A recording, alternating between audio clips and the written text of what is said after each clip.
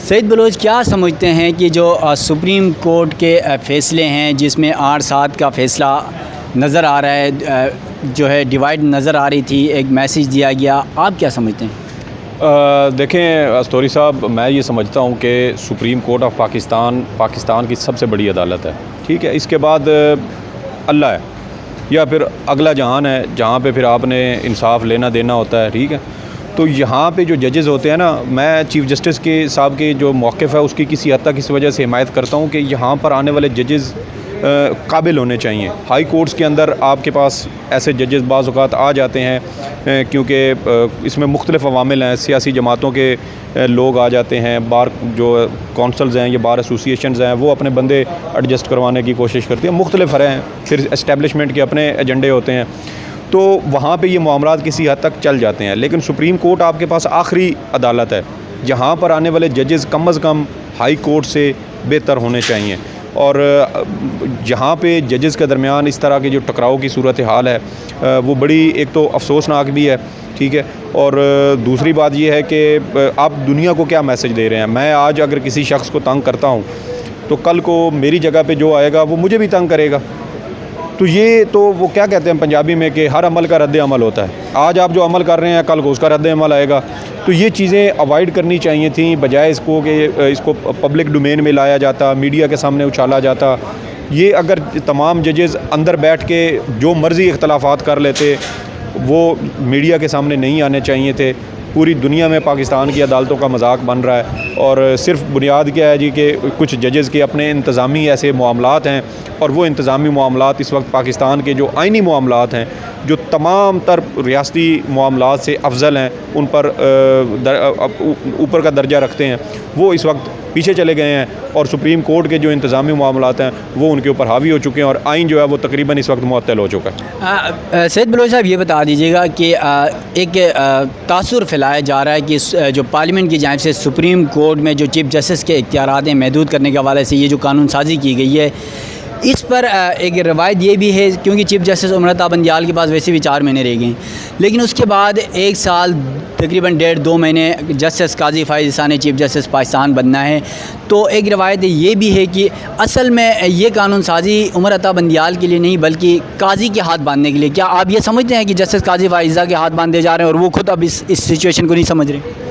देखें, जो आर्टिकल 184(3) की रेगुलेशन के हवाले से या चीफ़ जस्टिस के इख्तियारात को रेगुलेट करने का जो मामला है, ये आजकल का नहीं है। ये मौजूदा जो एक तनाज़ा चल रहा है इलेक्शन का, ये इसके दौरान ये पैदा नहीं हुआ, बल्कि ये गुज़श्ता कई सालों से। आपको याद होगा कि जब सुप्रीम कोर्ट में ये 2 अप्रैल को केस की समाअत हो रही थी, तो चीफ़ जस्टिस उमर बंदियाल ने 1998 या 99 का हवाला देते हुए कहा था कि उस वक्त के जो चीफ़ जस्टिस थे उन्होंने भी ये मामला उठाया था कि जो आर्टिकल 184(3) है इसको रेगुलेट करने की ज़रूरत है। और फिर 2 साल के बाद ही हमने देखा कि सुप्रीम कोर्ट के अंदर फिर वो इश्यूज़ बने और जजेस में तकसीम भी हुई।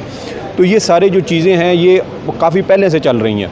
चीफ़ जस्टिस के इख्तियारात रेगुलेट होने चाहिए। आपको याद है कि साबिक चीफ़ जस्टिस आसिफ सईद खोसा हमसे उन्होंने मुलाकात की थी 2019 में। उस वक्त उन्होंने कहा था कि ये हम एक तजावीज़ दे रहे हैं, और कुछ तजावीज़ उनकी जानिब से एक तो ये भी सामने आई थी कि चीफ़ जस्टिस अगर आज खुद नोटिस लेता भी है तो वो केस अपने सामने समाअत नहीं करेगा, वो किसी और बेंच के सामने समाअत करेगा, ताकि अगर चीफ़ जस्टिस का ये, क्योंकि कुछ ऐसी चीज़ें हो जाती हैं कि जो मीडिया का जो शौक़ होता है कि ख़बरों में आना, आवाम में, हाँ, तो ये चीज़ें जो है ये इंसान की जो सोच है उसकी जो नुक्ता नज़र है उसके ऊपर हावी हो जाती हैं।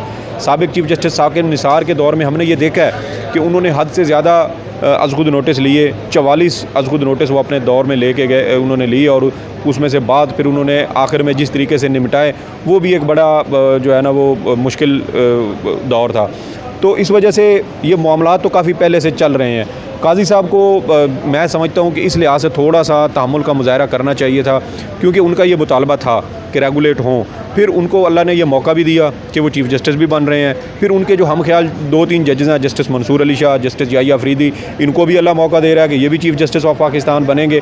तो जो कमी कोताहियाँ ये समझते हैं कि इनमें मौजूद हैं सुप्रीम कोर्ट रूल्स के अंदर, आर्टिकल 184(3) के अंदर, तो वो ये अपने दौर में बड़े बेहतरीन तरीके से, बड़ी मुतफ़िक़ा राय से, इत्तफ़ाक़ राय से तमाम जजेस ब्रदर जजेस को साथ लेके ये कर सकते थे, लेकिन ये तकसीम वाला जो मामला है ये पैदा करके फिर अब ऐसी सूरत हाल में जब सियासी जमातें सुप्रीम कोर्ट का हुक्म मानने से खुलेआम इनकार कर रही हों, फैसलों को मुस्तरद कर रही हों, और फिर आप उन्हीं सियासी जमातों का जो एजेंडा है, आपका जो एक नुक्ता नज़र है वो मैं नहीं कहता कि ये उनके सहूलतकार हैं या उनके साथ मिले हुए हैं, लेकिन आप उन हालात को देखें कि आपके जो नुक्ता नज़र है वो ऑटोमेटिकली उन हुकूमती जमातों के साथ जो है वो उनसे मिल रहा है, जो सियासी जमातें सुप्रीम कोर्ट और चीफ़ जस्टिस के अहकामात मानने से खुलेआम इनकार कर रही हैं, उनको मुस्तरद कर रही हैं। तो जजेस को ख़ुद भी ये सोचना चाहिए कि इस तकसीम का किसी को कोई फ़ायदा नहीं है, नुकसान होगा तो सिर्फ सुप्रीम कोर्ट का और सुप्रीम कोर्ट के जजेस का होगा।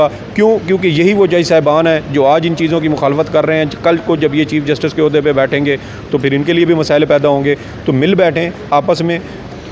हमें तो ये भी हैरत होती है कि सारे जजेस एक ही कॉलोनी में इकट्ठे रहते हैं, फैमिलीज़ एक दूसरे से मिलती जुलती हैं, और फिर भी इस तरह के जो तनाज़ात हैं वो सामने आना कोई अच्छी बात नहीं है। जी नाज़रीन, ये थे सईद बलोच जिन्होंने जजेस के इख्तिलाफ़ात और चीफ़ जस्टिस के इख्तियारात मुस्तकबिल और माजी में क्या क्या हुआ सुप्रीम कोर्ट के अंदर, इन तमाम मामलात से आप में दोस्तों को आगाह किया। अपने मेज़बान इब्रार हुसैन अस्सरी को दीजिएगा इजाज़त। अल्लाह हाफ़िज़।